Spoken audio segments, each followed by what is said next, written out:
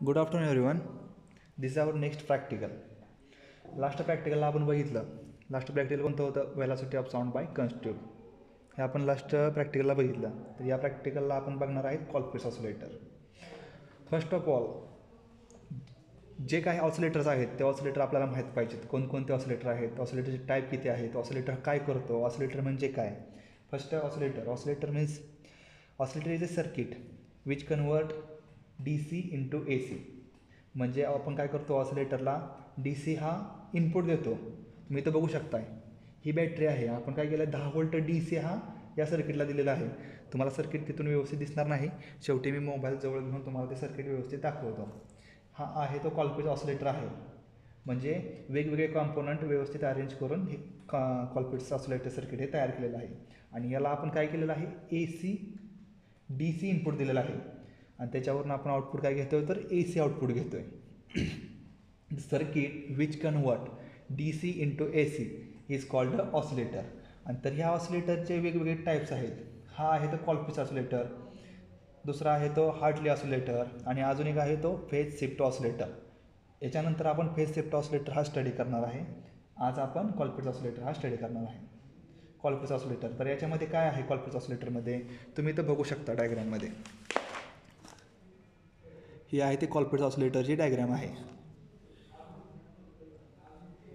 तर या डायग्राममध्ये हा आहे तो ट्रान्झिस्टर आहे, हा आहे तो इंडक्टर आहे, आणि इंडक्टरला पॅरलल 2 सेरीज कॅपॅसिटर जोडलेले आहेत. इंडक्टर आणि 2 सेरीज कॅपॅसिटर हे याला पॅरलल आहेत. बाकीचा हा कपलिंग कॅपॅसिटर आहे, हा R1 R2 याच्या व्हॅल्यू दिलेल्या आहेत.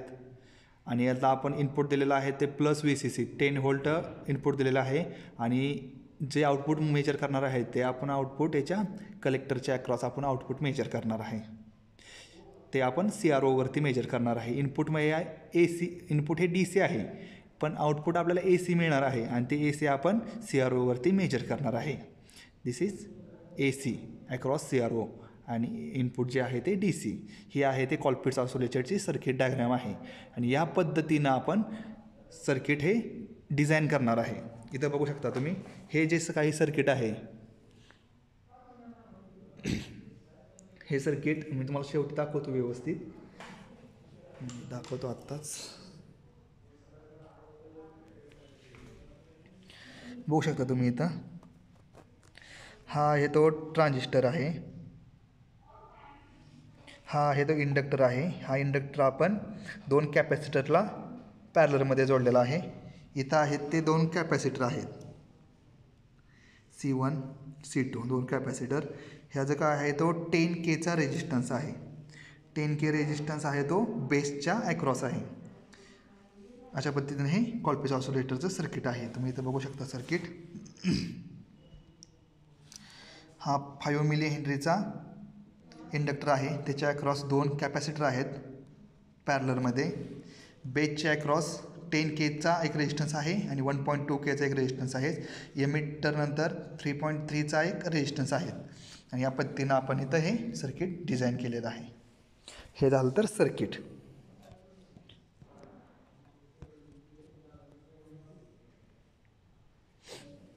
हे झालं त्याच्या सर्किटबद्दल. आता आपण ॲक्च्युअलमध्ये हा एक्सपेरिमेंट कसा करायचा हे बघणार आहे. आणि एक्सपेरिमेंटमध्ये आपल्याला फर्स्ट ऑफ ऑल एक्सपेरिमेंटमध्ये काढायचं आहे काय आपल्याला, तर आपण काय केलेलं आहे, C1 हा 1000 मायक्रोफॅरेडचा घेतलेला आहे. C2 हा पण 1000 मायक्रोफॅरेडचा घेतलेला आहे. आणि इंडक्टरची जी व्हॅल्यू आहे L घेतलेली आहे 5 मिली हेनरी. आणि हे जे काही कॉम्पोनंट्स आहेत, by using this component we have to build a Colpitt oscillator.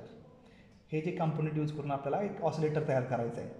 कोणकोणते कॉम्पोनंट आहेत, L is 5 millihenry, C1 is 1000 picofarad, C2 is also 1000 picofarad. These 3 components, we have to take these 3 components and build a Colpit oscillator and measure its frequency. हे काय करायचं, हे component घेऊन आपल्याला एक circuit तयार करायचं आहे, आणि त्या सर्किटची किती फ्रिक्वेन्सी येते हे मेजर करायचे. फर्स्ट ऑफ ऑल, हे जे काही आपण कॉम्पोनंट घेतलेले आहेत, ह्या कॉम्पोनंटची आपण ऑब्झर्व म्हणजे जे आपण बघून जे काही व्हॅल्यू घेतले त्या व्हॅल्यूवरून सुरुवातीला एक फ्रिक्वेन्सी काढायची आहे. तर ती सुरुवातीला आपण फ्रिक्वेन्सी काढूया. ती झाली आपली कसली फ्रिक्वेन्सी होणार ती होणार आहे ती थेरॉटिकल. म्हणजे आपण काय करायचं सुरुवातीला कॉम्पोनंट घ्यायचे आणि ते कॉम्पोनंट घेऊन जी काही फ्रिक्वेन्सी येणार आहे ती झाली थेरॉटिकल फ्रिक्वेन्सी. आणि जो काय ॲक्च्युअल एक्सपेरिमेंट रन करून जी काही फ्रिक्वेन्सी येणार आहे ती झाली आपली practical frequency. Let us calculate first theoretical frequency. Theoretical frequency काढण्यासाठी आपल्याला महत्त्वाचं काय आहे इथं बघू शकता तुम्ही. तर आपण C1 घेतलेला आहे 1000 मायक्रोफॅरेडे, 1000 पिकोफॅरेडे. C2 घेतलेला आहे also 1000 picofarad and inductance is 5 millihenry. तर इक्वॅलंट सी हा सिरीजमध्ये आहे. तर ह्या टोटल याचा सी किती असणार आहे equivalent C is equal to C1 C2 divided by C1 plus C2.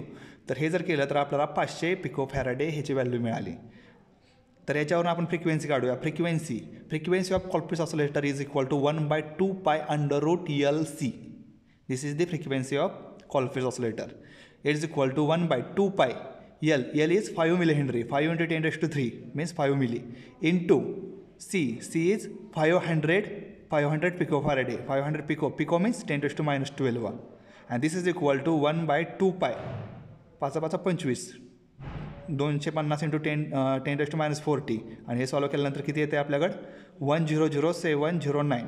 आणि हे जर आपण किलोमध्ये केलं तर 100.709 किलो हर्ट्ज एवढी फ्रिक्वेन्सी येते. ही कशी काढली आपण तर थेरॉटिकल जे काही आपण व्हॅल्यू घेतलेत हा कॉल्पिट्स ऑसिलेटर डिझाईन करायला त्या व्हॅल्यूवरून आपण एफची व्हॅल्यू काढली, फ्रिक्वेन्सी काढलेली आहे. तर ती किती आलेली आहे 100 आलेली आहे. बाय फॉर्म्युला ही किती आलेली आहे 100 किलो हर्ट्ज आलेली आहे. तर हा एक्सपेरिमेंट रन करून ह्याची व्हॅल्यू 100 किलो हर्ट्ज येते का नाही हे आपण बघणार आहे. तर तो एक्सपेरिमेंट आपल्याला रन करायचा आहे. तर तो कसा करायचा रन तर दिलेल्या पद्धतीने सर्किट पहिल्यांदा सगळं जोडून घ्यायचं आहे. आणि जोडून घेतल्यानंतर काय करायचं आहे जे काही आपलं तुम्ही ऑब्झर्वेशन टेबलमध्ये बघू शकता. ऑब्झर्वेशन टेबलमध्ये काय आहे division B, time division A आणि total time is equal to A × B. A means division and B means time per division. तुम्ही इथं बघू शकता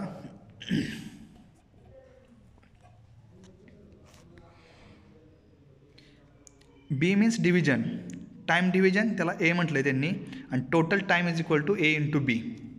तर आपण सुरुवातीला 10 व्होल्ट DC सप्लाय ठेवलेला आहे जो आपण ह्या सर्किटला प्रोव्हाइड केलेला आहे तो. आणि इथं आपण CROवरती त्याचं आउटपुट मेजर करत आहे. तर आता आपल्याला मेजर काय करायचं आहे तर याचा टाईम पिरियड मेजर करायचा आहे. आपल्याला फ्रिक्वेन्सी काढायची म्हटलं तर टाईम पिरियड आपण कसं मेजर करतो तर peak to peak distance is nothing but the time period. Peak to peak distance is nothing but the time period. तर आता इथं आपल्याला काय करायचं आहे 2 पीकमधलं डिस्टन्स हे मेजर करायचं आहे आणि तो झाला आपला टाईम पिरियड. तर तुम्ही बघू शकता इथं आपण सुरुवातीला 10 मायक्रोसेकंद हा टाईम डिव्हिजन ठेवलेले आहे. त्यावेळेस आपण इथला टाईम मेजर करूया. तर तिथं टाईम आहे 1.2. तुम्ही बघू शकता इथं हे जे काय डिस्टन्स आहे पीक टू पीक डिस्टन्स हे आहे ते 1.2 आहे. 1.2 हा झाला तुमचा बी काय झाला 1.2 आणि त्यावेळेस हा नॉब कुठं आहे टाईम पर डिव्हिजनचा तो आहे तो 10 मायक्रोसेकंदवरती आहे. त्यामुळं आपण ते A इज इक्वल टू काय लिहिलं 10 microsecond and total time is equal to ह्या दोन्हीचा गुणाकार 10 × 1.2 इज इक्वल टू 12 मायक्रोसेकंद. हे आला टोटल टाईम. तसंच आपण नंतर काय केलं नंतर टाईम डिव्हिजन चेंज केली. आता सुरुवातीला आपण 10 मायक्रोसेकंद ठेवलं आहे ना नंतर आपण 5 ठेवूया. बघितलं 5 ठेवल्यानंतर काय झालं तर ह्या पीकमधलं डिस्टन्स हे वाढलं. तर ते डिस्टन्स किती झालं आहे तर तुम्ही बघू शकता डिस्टन्स किती आहे ते आता सध्या. तर हे डिस्टन्स आहे ते आता व्यवस्थित फोकस होत नाही. हां जे डिस्टन्स आहे ते आता 2.4 आहे. ओके आणि नॉब कितीवरती आहे हा 5 मायक्रोसेकंदवरती आहे. तर आपलं रीडिंग काय झालं जे डिव्हिजन आहे ते 2.4 आणि टाईम पर डिव्हिजन आहे ते 5 मायक्रोसेकंद इथलं जे 5 मायक्रोसेकंद आहे ते. ओके आणि टोटल रीडिंग त्यामुळे किती झालं आपलं 12 मायक्रोसेकंद हे झालं टोटल रीडिंग. तर ह्याच्यावर आपण काय करायचं आपल्याला फ्रिक्वेन्सी काढायची. Frequency is equal to 1/T. तर T किती आलेला आहे इथं 12 microsecond 1 / 12 micro micro means 10⁻⁻⁶. Okay, आणि हे जर सोडवलं तर आपल्याला किती येतं आहे 83.33. तर एवढी झाली फ्रिक्वेन्सी 83.33. दोन्हीचे टी सेम आहे त्यामुळे फ्रिक्वेन्सी सेम येणार आणि दोन्हीचा मीन हा 83.33 kHz एवढा आलेला आहे. तर तुम्ही इथं बघू शकता आपण दोन्ही पद्धतीने इथं फ्रिक्वेन्सी काढलेली आहे. पहिल्यांदा कशी काढली फ्रिक्वेन्सी तर बाय थेरॉटिकली कशी काढली, जे काही आपण कॉल्पिट्स ऑसिलेटर बिल्ड करायसाठी जे काही कॉम्पोनंट घेतलेत त्या कॉम्पोनंटच्या व्हॅल्यू यूज करून आपण सुरुवातीला फ्रिक्वेन्सी काढली आणि ती फ्रिक्वेन्सी किती आली आपली तर 100 kHz एवढी फ्रिक्वेन्सी आली. आणि नंतर ते कॉम्पोनंट आपण बिल्डअप केले एका सर्किटवरती आणि नंतर त्या सर्किटची आपण फ्रिक्वेन्सी मेजर केली आणि ती मेजर केल्यावर फ्रिक्वेन्सी किती आली 83.33 म्हणजे 100 आणि 83. म्हणजे याच्यामध्ये थोडा डिफरन्स आलेला आहे आणि वेव पण एवढी अशी ॲक्युरेट आली नाही, थोडी बेंड आलेली आहे काहीतरी कनेक्शनमध्ये प्रॉब्लेम असल्यामुळं, पण जवळपास सेम आलेले आहे. तर हा झाला आपला पूर्ण एक्सपेरिमेंट कॉल्पिट्स ऑसिलेटर. तर तुम्ही काय करायचं आहे आता, जर ह्याची काही जी कॅल्क्युलेशन आहेत कॅल्क्युलेशन व्यवस्थित करायचे आहेत. मी इथं शॉर्टकटमध्ये कॅल्क्युलेशन केलेले आहेत, तुम्ही ह्याची कॅल्क्युलेशन ही व्यवस्थित करायचे आहेत. बघू शकताय तुम्ही हे जे काय आहे ते कॉल्पिट्स ऑसिलेटरचं सर्किट आहे. त्याला इनपुट हे DC दिलेलं आहे आणि आउटपुट आपल्याला काय मिळालेलं आहे AC मिळालेलं आहे. आणि आपल्याला काय कॉम्पोनंट दिलते, कॅपॅसिटर दिलते, इंडक्टर दिलते आणि ते कॅपॅसिटर आणि इंडक्टर वापरून आपण एक सर्किट तयार केलं आणि त्या सर्किटची आपण फ्रिक्वेन्सी मेजर केली. ओके, आणि दिलेल्या कॉम्पोनंटच्या व्हॅल्यूवरूनही आपण फ्रिक्वेन्सी मेजर केली. दिलेल्या कॉम्पोनंटच्या व्हॅल्यूवरून आपली फ्रिक्वेन्सी आलेली आहे 100 kHz आणि ते कॉम्पोनंट नंतर आपण एका सर्किटवरती बिल्टअप केले आणि नंतर फ्रिक्वेन्सी मेजर केली त्या सर्किटची आणि त्यावेळेस आपली फ्रिक्वेन्सी आलेली आहे 83.33 kHz. हा झाला आपला टोटल एक्सपेरिमेंट कॉल्पिट्स ऑसिलेटर. याचं एम होतं to build the Colpitt oscillator and measure the frequency by using CRO. आपण काय केलं, जे काही आपल्याला कॉम्पोनंट दिलेत त्या कॉम्पोनंटपासून एक कॉल्पिट ऑसिलेटर सर्किट बिल्ड केलं आणि त्या बिल्ड केलेल्या सर्किटची आपण फ्रिक्वेन्सी मेजर केली. तर याच्यामध्ये आपल्याला काय काय इन्स्ट्रुमेंट लागले तर ट्रान्झिस्टर लागला, बघितलं आपण. तर ट्रान्झिस्टर आहे, रेजिस्टन्स आहेत, कॅपॅसिटर आहे, इंडक्टर आहे, पॉवर सप्लाय आहे, CRO आहेत आणि सम कनेक्टिंग वायर्स. त्याचे डायग्राम तुम्हाला मी दाखवली. फॉर्म्युला काय आहे, formula F = 1/2π√LC. This is a formula for this Colpitt oscillator.